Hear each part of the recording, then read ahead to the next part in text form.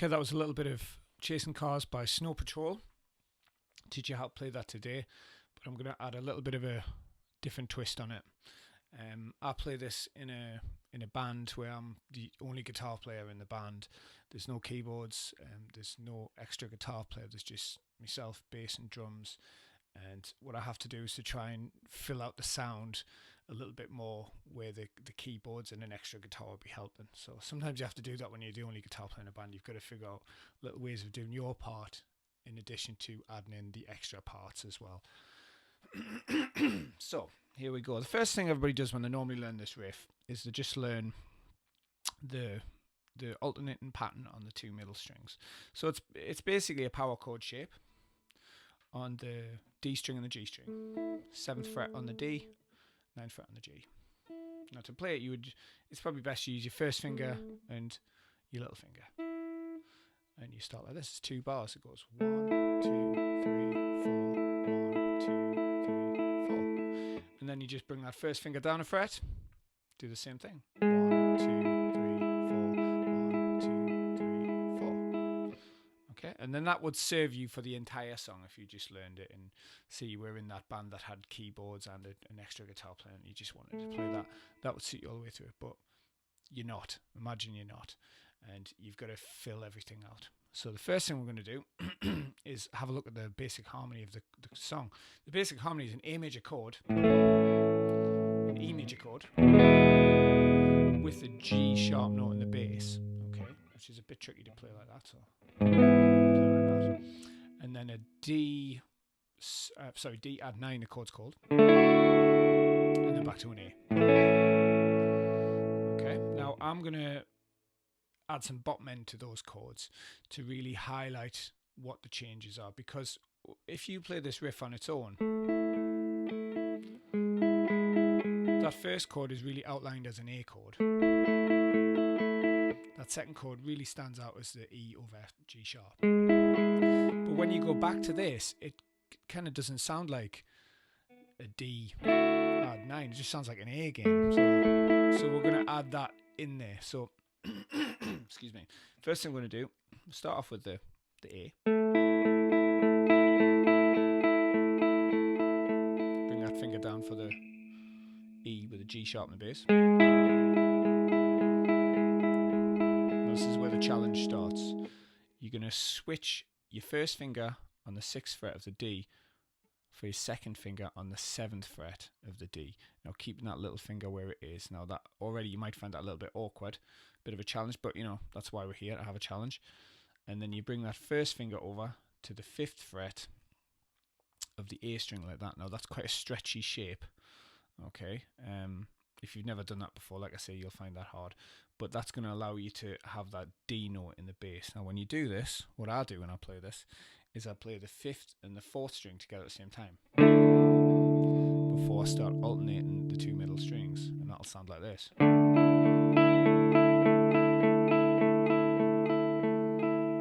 Okay, and then the last chord is to go back to the A again, which is that first power chord shape. Okay, and when I do that, I really want the A to stand out, the root to let us know that we've gone back to the A chord again. So what I do is I go back to that original shape, and then I pluck with those alternate strings the A string at the same time. I follow through to the D string like that. So good.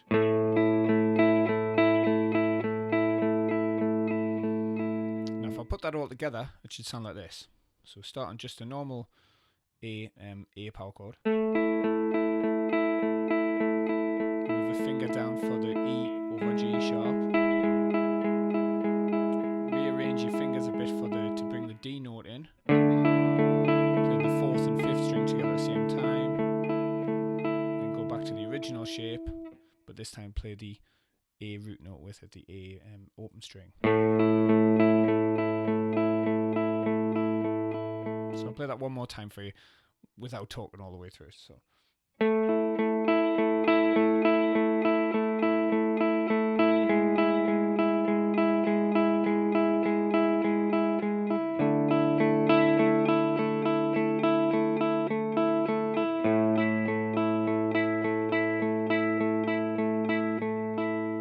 Now, when you repeat it, because it's a repeating ostinato or riff as you call it, it's up to you whether you employ that A note again from the beginning, the A string. So after you've done your final A chord, the A chords come back round again. It's up to you. It's entirely up to you if you want to do it.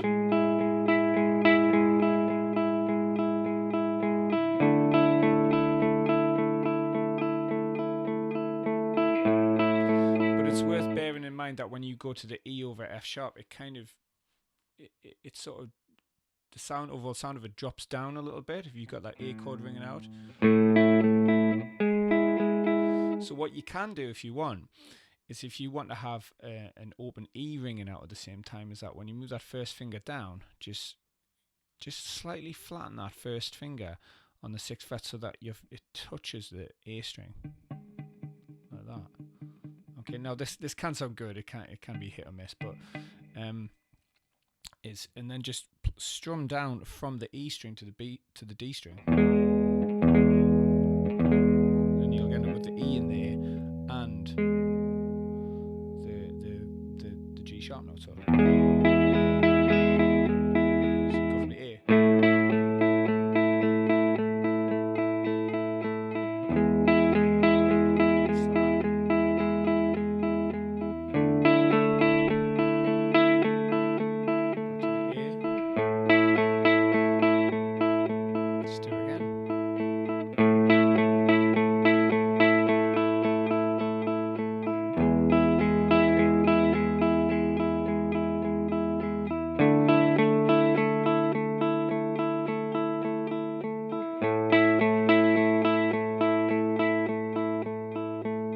That's how you can really fill out the sound of that riff, especially if you're just playing it on your own, unaccompanied, without any keyboards or acoustic guitar strumming in the background or any electric guitar doing an additional part.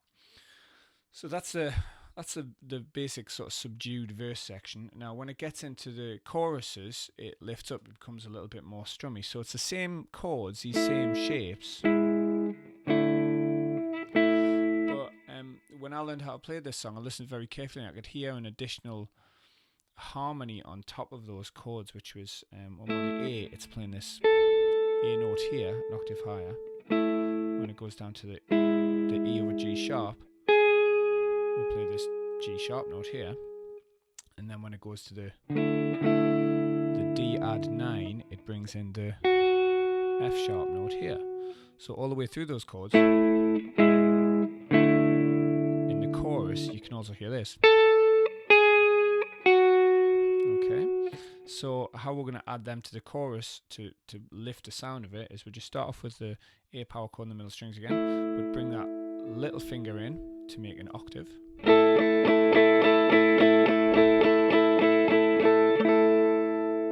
Okay, now if you really want to fatten it up for the chorus, just include that open A string.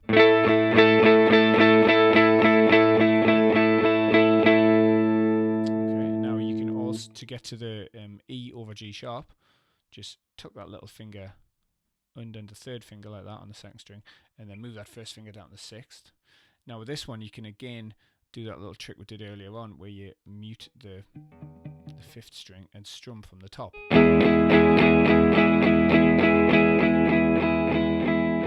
And already you can hear how much fatter that sounds for a tone. Now the next bit's the challenge to get to the D add 9 chord like that. So it's 1st, 3rd, little and your 3rd finger goes on the 5th of the A, 7th of the D, 9th of the G, and then you've got to stretch that finger underneath to put that onto the 7th of the B string, and 7th of the B string like that, before going back to that A chord. I'll just play through that, and then I'll show you what might be an easier way to do it, so you can go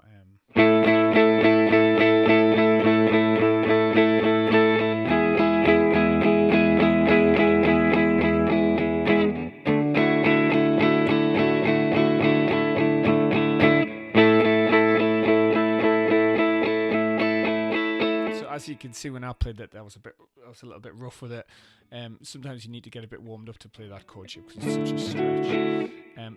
What you can do instead, which I think is a little bit easier, is instead of playing the D add 9 here, if you take it all the way down to here and play it based around an open D chord shape. So you put your first finger on the 2nd fret of the G string, your little finger on the 5th fret of the B string, and then you just kind of bar and hold down the 2nd fret of the E string as well, so you got this. And then if you strum from the D string, you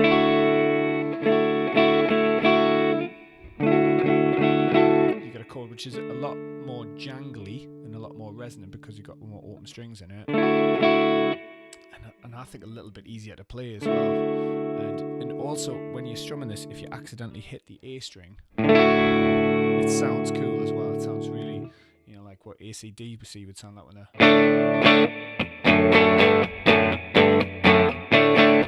putting the A chord, the A string on the D chord. So it's got a really fun sound.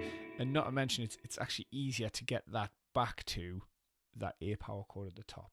So if I show you that all together.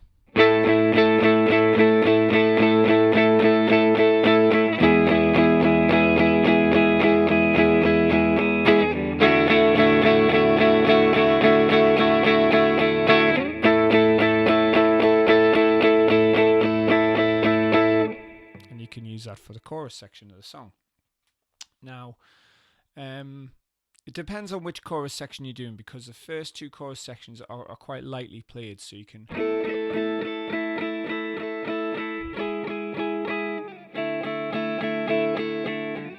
it'll work quite well if you keep the strumming light, maybe not to have the volume turned up quite so much on the guitar.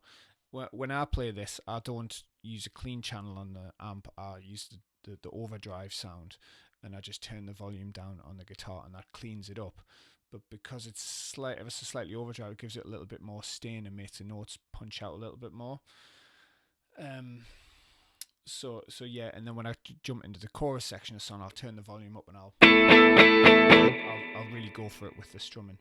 Now in the later choruses, at the end of the later choruses, there's a little part that takes you out of the chorus and back to the main riff right at the end of the song. I think it does that on both the last 2 choruses. So we basically just play this. Instead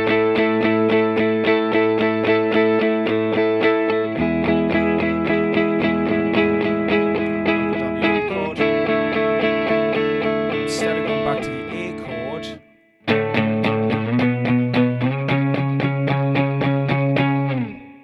I put that on the end of it. Okay. Now what that is it's an A note on the E string, it's a B note on the E string, and then it's a C sharp note on the E string. But what I do is I play those notes an octave higher with my little finger like that, and then my first finger, if I'm doing that correctly, should be muting the 5th string. Okay, and then I just strum the lower strings, and that sounds really fat, just like that. So put that all together.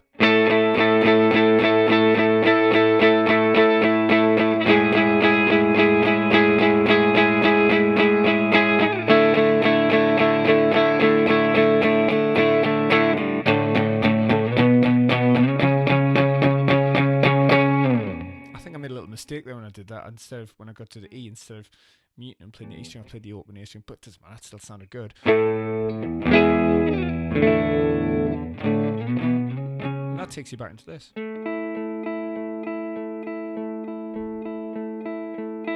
Okay, now there's one more little thing you can do to really lift this up a little bit and add something that's extra from the recording, which it would be hard to do if you were only just one guitar playing a band without keyboards and an extra guitar player, which is this. In the second verse, you have a little tiny, very quiet lead line. I think it's played on a keyboard. It goes like this.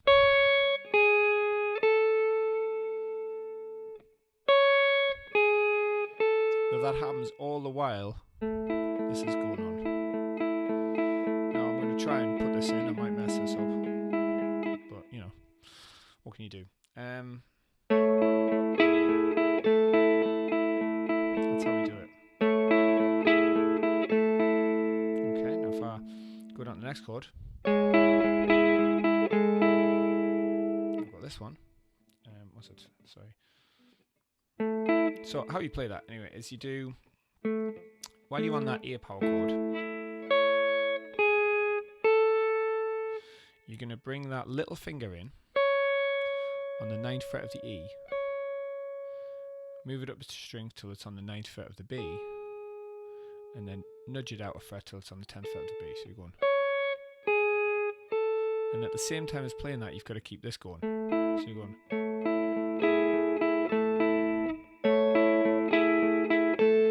Now, how do you do that? It sounds like magic. Two things happening at the same time on the guitar. Well, it's all about the technique I'm using in this hand called hybrid picking. First thing we do is I use my 3rd finger to play that E string, that top note, and whilst I play the D string, the 7th fret, and then I just move that plectrum down to G, so go. Okay. Okay, and then I go back to the D. So basically on the 2 low strings I go, and then that high string I go. Okay, and then move that finger up. Now when I get my little finger goes up, it's time for the plectrum to play the G string, and then go back to the D. So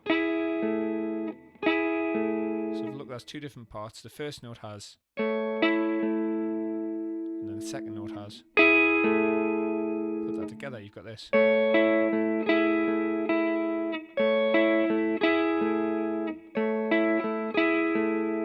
Okay, and then when you nudge the finger out, you should be doing that same thing again, playing the G string and then into the D string.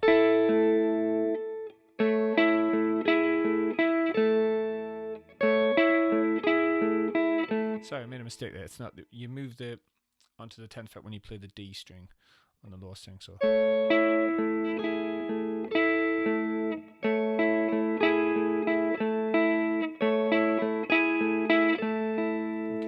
and then you just maintain that through the rest of the song, bringing that first finger down to the 6th fret.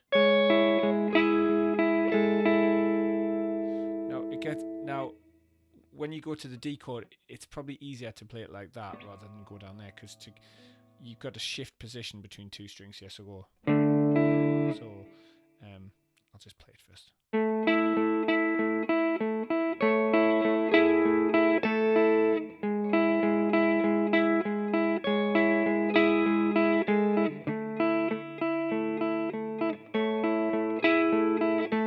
So you just go back to the very first thing you did over the A chord.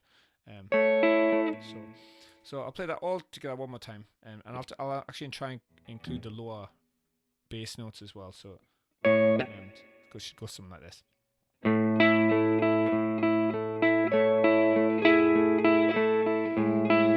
me do that again.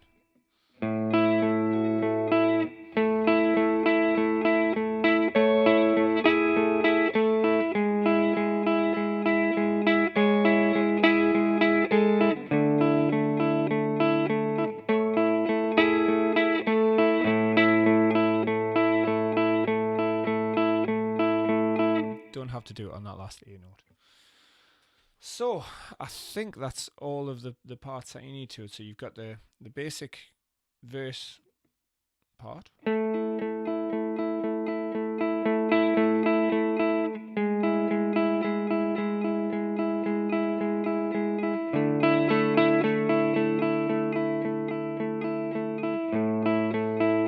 the addition of a couple of bass notes, the A and the D. You've got the chorus part you can do, which you're strumming kind of the same thing but with some high notes on it.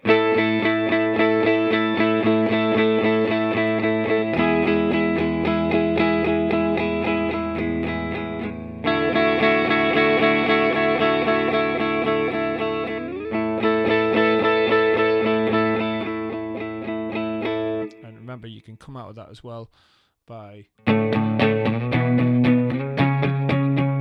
that on that final A chord. And then the last part is the little additional lead line you can put in on that second verse.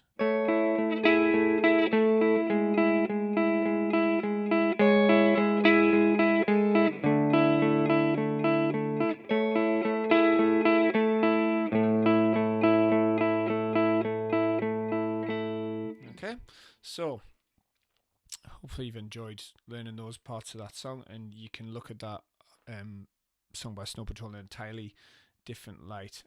I used to think this was quite a simple song, and I didn't used to like playing because I thought there wasn't enough going on. But when I was in a situation where I had to play it by myself, and and I had to fill out what was going on to make it more interesting for the listener, I found so much more to it that made it a lot more interesting for me to do. It was much more of a challenge to play it. So take that away. If you watch this video back, just do a little bit of time, break it down, remember to rewind things back a little bit, and see if you can understand some of the things I was talking about, and then and just have fun putting it together. And hopefully one day you'll be playing in a band by yourself with no keyboards, no guitar, and have to play Chasing Cars by Snow Patrol. Okay, so I'll see you next time. Thank you. Bye.